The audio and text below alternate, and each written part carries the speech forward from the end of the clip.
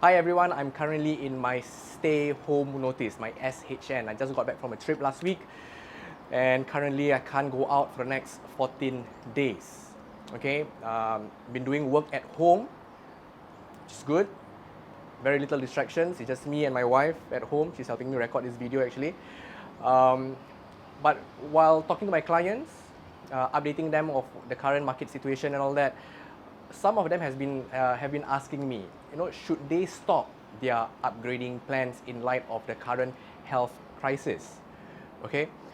Now, yes, I can understand the concern, the urge to stop everything. In fact, I had that thought too. I'm stuck home for 2 weeks, nothing to do and all that. But then I decided, whatever I can continue as per normal, doing this video in a proper shirt and suit instead of doing it in my jersey, shorts, just boxers and all that. Whatever we can continue as per normal, we should continue as per normal. Right? Because we never know when it will end. We never know when we need to continue as per normal. You get what I'm trying to say? And of course, that means I've had a lot of time at home. Been online reading a lot of articles about a lot of what has happened in the past crisis and all that. And in one of the articles I read, it stated, in every crisis lies an opportunity. And I thought about it. Actually, no crisis also have opportunity. I bought this house, I think it was a good opportunity. We just need to know where to look, what to look at. And you need to know where your like button is for this video. And then press it. Okay? Now, thanks to the current situation, the current health crisis, bigger opportunities will be waiting for anyone who is ready. Now, example, I'm going to take a step back from property. All right, I'm going to share with you something my client told me. Now, he runs a few kebab shops here in Singapore, in Indonesia. So he buys things wholesale. And he says that thanks to the current situation, poultry prices, chicken prices have actually dropped due to falling demand. All right. When was the last time you heard about poultry prices dropping? To be honest, I don't know anything about chicken prices. He's just telling me. Because we were talking about panic buying. Prices were going to go up. Then he told me it's not true actually. Anyway, so what I'm talking about is opportunity. I don't know anything about poultry, but I do know about property. All right. So I told my client, all right, I believe the market definitely will take a breather.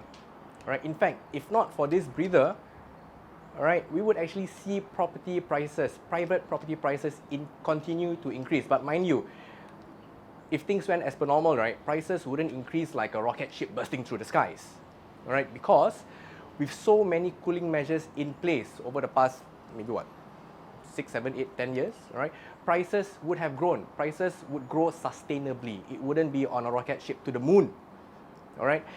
Every time you see prices start to run up recently, new measures comes in, clamps off the run, okay? Even developers today, do you think they dare to increase prices quarter on quarter, looking at what the sentiment is in the market today? Bear in mind, developers too, they have responsibilities to commit to. They have minimum prices that they cannot cross below, because otherwise they would be losing money. And then which bank will then want to come in to help these developers finance the building, the construction of their projects, right? Because they don't build everything out of their own pockets. They finance things, just like you and I buy a house, we finance things. All right, now just check out this launch by Wing Thai just a few weeks ago, right in the middle of the health crisis here in Singapore. All right, we were already talking about locking down things, social distancing at back then. Now 70% was sold in one day during the launch day. Why? Because this developer priced the units so well during launch. They've already factored in today's situation, and overnight, they sold 70%. They presented an opportunity to the market to enter. They didn't want to be stuck in the market unsold for so long. They just adjusted their prices accordingly. People saw it's the right price. They entered, right? Even in today's market. Now, so what happened?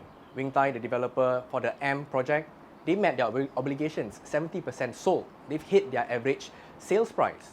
Right now, they have 4 more years to slowly sell off the remaining 30% of the units in the project. What's going to happen to the other 30 units, 30%? right? The other 30% will be sold, do you think at the same price? No, they've already met their base requirement. They're going to increase their price now. And what did they do? They increased their price. Take a look. Before launch, launch day, and then after launch day. All right, look at the dates, look at the PSF, went up. So will other developers follow suit to open their new launches at adjusted prices? Now, it all depends on the market sentiments. Right now, the sentiment is what? Sentiment is not good.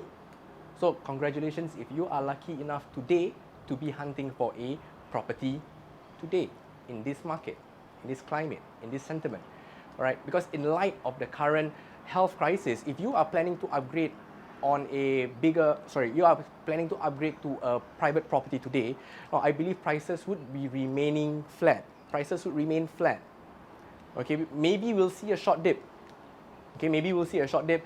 Now, it's very hard to see prices dipping astronomically. It'll just go down a little bit, all right? It won't go down as what's happening in the stock markets today. Okay, again, I'm going to step back from the property market. Okay, not just in Singapore, but all over Europe, all over the world, Europe, US, South America, stock markets are plunging like nobody's business. Okay, now a few people have mentioned how easy it is to sell and buy stocks today.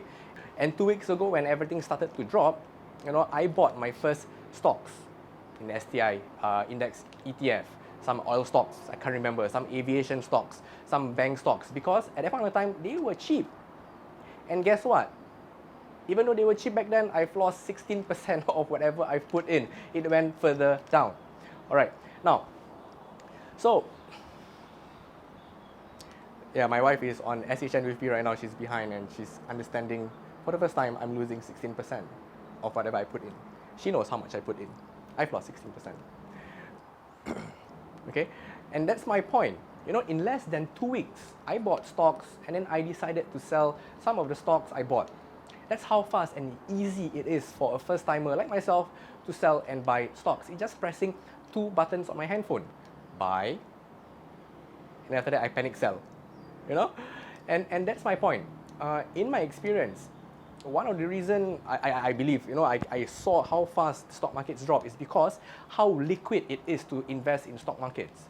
I guess in 2003 and 2008, the crisis, for the SARS crisis, the global financial crisis, maybe markets would have dropped sharper if buying stocks was so easy as it is today.